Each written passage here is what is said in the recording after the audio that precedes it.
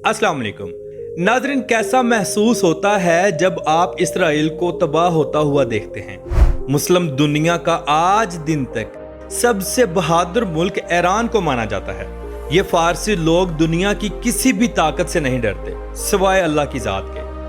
Iran में खुरासान का वो इलाका जिसके बारे में हमारे नबी करीम सल्लल्लाहु ताला अलैहि वसल्लम ने क्या इरशाद फरमाया था। इसराइल ने ईरान पर क्यों हमला किया, कितने लोग शहीद हो गए, जवाब में ईरान ने कितने 100 मिसाइल इसराइल पर दागे और कितने इसराइलियों को जहन्नम वासिल किया। इसराइल की फौज और अवाम अब भागने और छुपने पर मजबूर है। पाकिस्तान ने ईरान के हक में क्या बयान दिया, सऊदी वली अहद ने ईरानी हाजियों के लिए क्या हुक्म जारी किया। ऐसी बहुत सी मालूमात आज की हम इस वीडियो में आपसे शेयर करेंगे। वीडियो को आखिर तक जरूर देखें। तो चलिए वीडियो का आगाज करते हैं।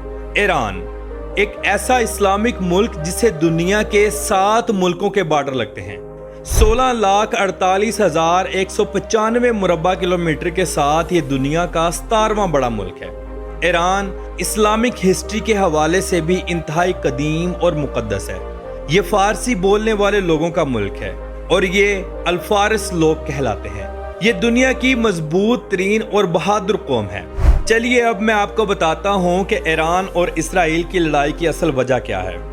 इसराइल ने गुज़श्ता चंद रोज कबल ईरान पर हमला किया और चुन चुन कर ईरान की फौज के कमांडर और साइंसदानों को शहीद किया, जिनमें ईरानी फौज के सरबराह जनरल मोहम्मद बाकर, हुसैन इस्लामी और अल-कुद्स फौज के सरबराह इस्माइल कानी को भी शहीद किया गया। इनके अलावा ईरानी air chief general Amir Ali हाजीजादा और 20 सीनियर फौजी कमांडरों को भी शहीद किया गया। इसराइल ने ईरानी एटमी प्रोग्राम के साइंसदानों को भी निशाना बनाया, जिनमें अली शमखानी और टॉप एटमी साइंसदान डॉक्टर मेहदी तेहरानची और फरीदोन अब्बासी भी शहीद हो गए। ईरान को घर में मौजूद गद्दारों को पहले मार देना चाहिए था, वरना आज इतना बड़ा नुकसान ना होता। दरअसल इसराइल ईरान को एटमी ताकत नहीं बनने दे रहा, मगर अल्लाह रब्बुल इज़्ज़त की ज़ात बहुत बड़ी है और ईरान इंशाअल्लाह अल्लाह के हुक्म से जरूर एटमी ताकत बनेगा।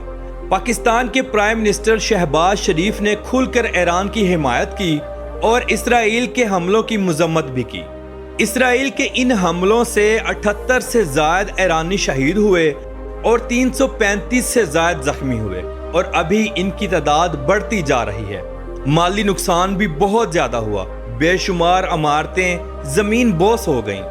ईरान के शहर तेहरान, अस्फहान, करमानशाह, तबरेज और खुरमाबाद में इसराइल ने हमले किए।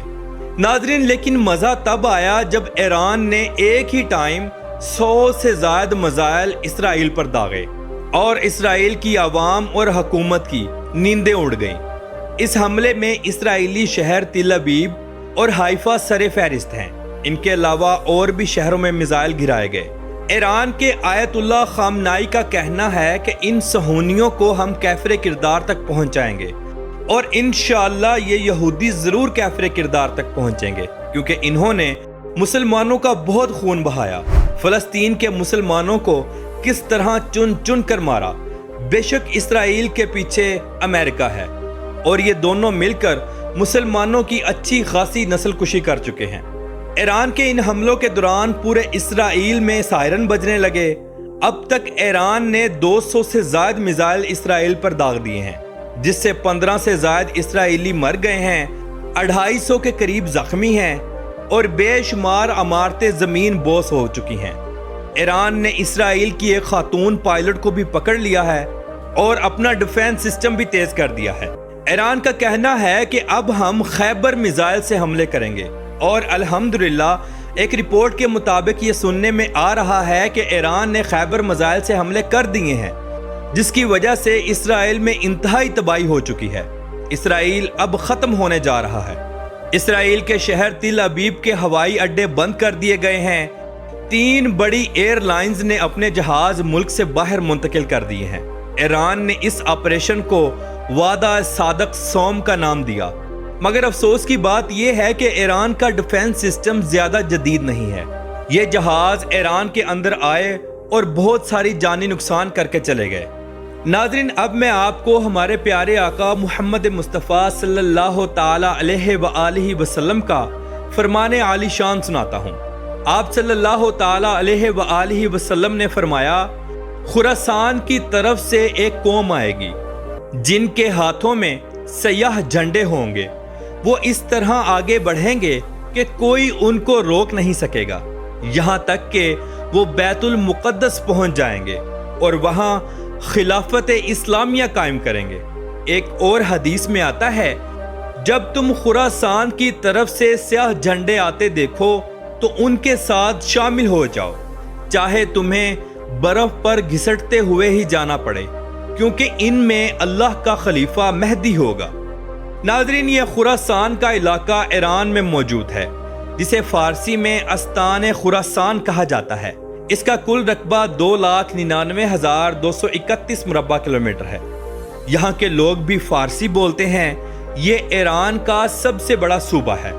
امام علی رضا علیہ السلام کا مزار مبارک بھی اسی صوبے کے شہر مشہد میں موجود ہے۔ اسرائیل نے عراق کی ہوائی حدود کو استعمال کیا، اور وہ بھی بغیر پوچھے، جس پر عراق نے عالمی عدالت میں اسرائیل کے خلاف بھی مقدمہ درج کروا دیا۔ پورے اسرائیل میں لوگوں کو بنکرز میں اور گھروں میں رہنے کی تلقین کی گئی۔ سعودی ولی عہد شاہ سلیمان نے تمام ایرانی حاجیوں کو سعودی عرب میں رہنے کی تلقین کی اور خوشی کا اظہار بھی کیا، اور سعودی حکومت ان تمام حاجیوں کی ضروریات کو اپنی جیب سے پورا کرے گی۔ جب یہ لوگ اپنی خوشی سے جانا چاہیں گے تو جا سکتے ہیں۔ سعودی ولی عہد نے ایران کی حمایت کی اور اسرائیل کے خلاف بیان بھی دیا، اور عالمی میڈیا کو یہ پیغام پہنچایا کہ اگر اسرائیل اپنی جارحانہ حرکتوں کو بند نہیں کرے گا تو اس کے خلاف سخت ایکشن لیا جائے گا۔ ایران کی کل آبادی 90.61 ملین یعنی 9 کروڑ 60 لاکھ کے قریب ہے۔ ایران دنیا کا وہ ملک ہے جہاں قدرتی معدنیات اور قدرتی تیل وافر مقدار میں موجود ہیں۔ ایرانی تیل بہت سستا ہے۔ پاکستان میں ایرانی پیٹرول پر پابندی ہے، مگر 2 نمبر طریقے سے لایا بھی جاتا ہے اور بیچا بھی جاتا ہے۔ ناظرین، ہم سب مسلمان اپنے ایرانی بہن بھائیوں کے ساتھ ہیں اور اللہ پاک سے دعا کرتے ہیں کہ یا اللہ پاک ہمارے پیارے ملک ایران کو اور وہاں رہنے والے ہمارے پیارے مسلمان ایرانیوں کو اپنے حفظ و ایمان میں رکھے۔ آمین ثم آمین۔ ایران میں اکثریت شیعہ مسلم کی ہے۔ عورتیں کالے رنگ کا برقع پہنتی ہیں، فل حجاب کرتی ہیں، غیر محرم لوگوں سے دور رہتی ہیں۔ اللہ تعالیٰ ان کو ایسے ہی استقامت سے نوازتا رہے۔ ایران ضرور ایٹمی طاقت بنے گا اور اللہ تعالیٰ ایران کو ضرور فتح نصیب فرمائے گا۔ ایران کو خشک میوہ جات کا تحفہ اللہ تعالیٰ نے دیا۔ یہاں کاجو، بادام، پستہ، اخروٹ اور ان کے علاوہ بہت سے ڈرائی فروٹس ایران کی سرزمین پر وافر مقدار میں ہوتے ہیں۔ جو لوگ بھی گھومنے پھرنے کی غرض سے ایران جاتے ہیں وہ یہاں سے اچھی خاصی شاپنگ کرتے ہیں۔ ایران کے بازار صدیوں پرانے ہیں، جہاں سے دنیا کی ہر چیز ملتی ہے۔ یہ بازار انتہائی خوبصورت ہیں۔ پاکستان سے ایران آپ بذریعہ بس بھی جا سکتے ہیں اور بذریعہ ہوائی جہاز کے بھی۔ یہ ملک بہت سستا ہے۔ آپ کے پاس اگر پاکستانی 2 لاکھ روپے ہیں تو آپ کھل کر گھومیں، شاپنگ کریں اور واپس بھی آ جائیں، کوئی مسئلہ نہیں۔ ایران کی کرنسی ایرانی ریال ہے۔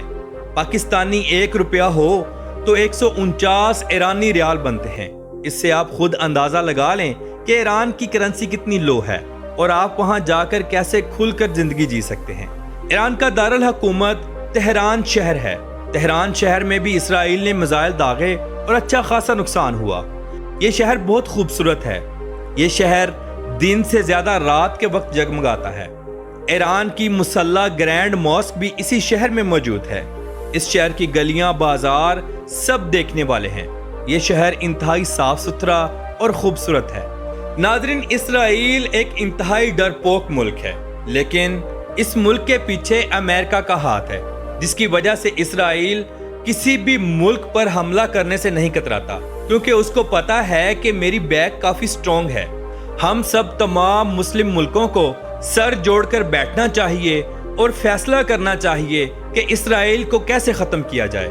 بے شک اسرائیل کو ختم کرنا مسلمانوں کے لیے انتہائی آسان ہے، کیونکہ اللہ رب العزت کی ذات اور اس کی غیبی مدد مسلمانوں کے ساتھ ہے، نہ کہ کافروں کے ساتھ۔ ناظرین، سب مل کر دعا کریں کہ مسلمان ہمیشہ کافروں پر غلبہ ہی رکھیں اور ہمیشہ فتح ہی حاصل کریں۔ آمین ثم آمین۔ تو ناظرین، آپ سب بھی مل کر ایران اور وہاں کے مسلمان لوگوں کے لیے ضرور دعا کریں۔ تو ملتے ہیں انشاءاللہ اگلی ویڈیو میں۔ اللہ حافظ۔